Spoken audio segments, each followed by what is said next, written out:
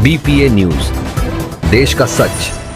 देश के जनपद कानपुर नगर में 22 मार्च को परम पूज्य निरंकारी सदगुरु माता सुदीक्षा जी महाराज के दिव्य आशीर्वाद एवं आदरणीय निरंकारी राज्य पिताजी की गरिमामय उपस्थिति में रेलवे ग्राउंड पराग डेयरी कानपुर नगर में उत्तर प्रदेश प्रादेशिक निरंकारी संत समागम का भव्य सुव्यवस्थित एवं अत्यंत प्रेरणादायी आयोजन संपन्न हुआ, जहां अध्यात्म, प्रेम, अनुशासन, श्रद्धा, समर्पण और आध्यात्मिक चेतना का अद्वितीय संगम देखने को मिला।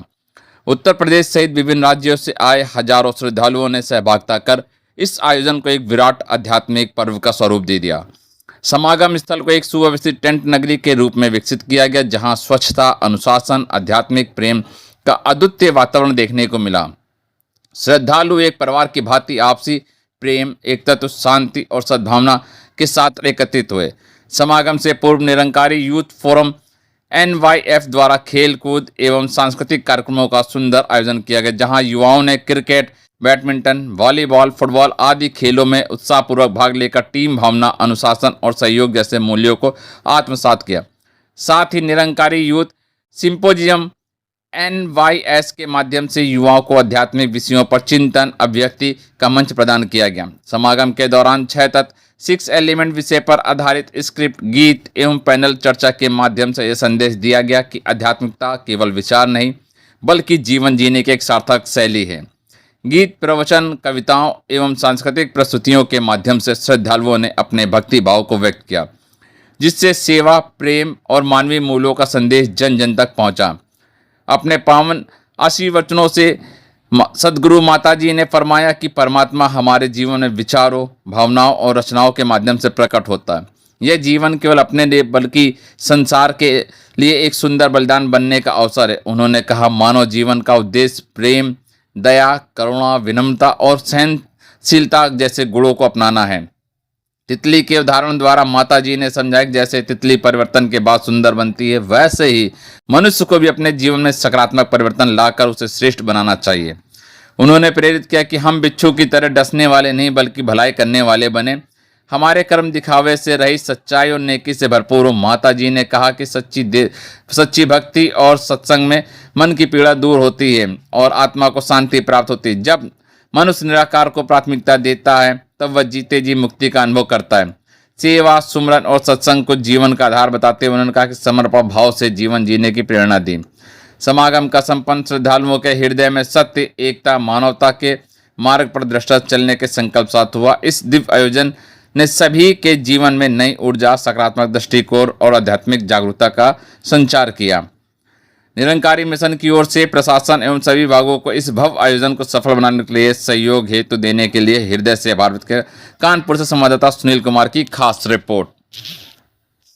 अरे, मानव जीवन का परम लक्ष्य है, परम उद्देश्य है। उससे मनुष्य अगर प्राप्त कर लेता है तो सही अर्थों में वो मानव होता है, क्योंकि हमारी वेद में उक्ति भी आती है कि मनोभाव। इसका मतलब है तो हम इंसानी जिस्म में, लेकिन फिर भी हमें ये कहा जाता है कि मनोभाव। इसका मतलब कुछ विशेष हमारे जीवन में घटित होना बाकी होता है, और वो है ईश्वर बोध। और ईश्वर बोध सदगुरु के द्वारा ही संभव है। ये जितने भी हमारे पवित्र ग्रंथ हैं, आस्था किसी में भी हो सकती है, किसी की रामचरितमानस में हो सकती है, किसी की श्रीमद् भागवत गीता में हो सकती है, लेकिन सारे ग्रंथ एक ही मैसेज देते हैं। आज श्री गुरु ग्रंथ साहब में भी हो सकती है कि भाई ये जीवन जो उद्देश्य है, बड़े भाग मानो तन पावा सुर दुर्लभ सदगति गावा, हमारी रामचरितमानस की ये हमें संदेश देती है कि भाई जो बड़े भाग से ये मानव जीवन तुम्हें मिला है, इसका जो परम लक्ष्य वो मात्र ईश्वर का बोध करना, ईश्वर की अनुभूति करना। और जिस वक्त मानव को ईश्वर की अनुभूति हो जाती है तो सारे डिस्क्रिमिनेशन खत्म हो जाते हैं, सारे अंतर भेद मिट जाते हैं, जात के, पात के, वर्ण के, आश्रम के। फिर मानव को हो मानव प्यारा, एक दूसरे का बने सहारा, फिर एक दूसरे के हम सहारा बन जाते हैं। हमारे उद्घोष हैं, वसुदेव कुटुंबकम की बात कही जाती है, विश्व बंधुत्व की बात की जाती है। तो ये तभी संभव है, ये परिकल्पना तभी साकार हो सकती है जब हर मनुष्य को ईश्वर परमात्मा की रखता हो जाए, साक्षात्कार हो जाए। उसका बोध हो जाने वाला ये परमात्मा। आज इस कार्यक्रम में और ये आयोजन का भी उद्देश्य ये है कि ये ज्यादा से ज्यादा मैसेज मानव समाज तक पहुंचे और अपने जीवन के परम लक्ष्य को प्राप्त करें। इस आयोजन में कहाँ से लगभग लोग आए हुए हैं और पूरी यूपी के लोग हैं, दिल्ली से भी है, पंजाब से भी है, मतलब जिसको संदेश मिलता है जो जिस तरह से भी आ सकता है आता है। और यूपी के तो पूरे सब जितने भी हमारे जोन है, जितने भी हमारे शहर है, पूरी यूपी के ही लोग हैं, बिहार के भी लोग आए। ठीक है ठीक है।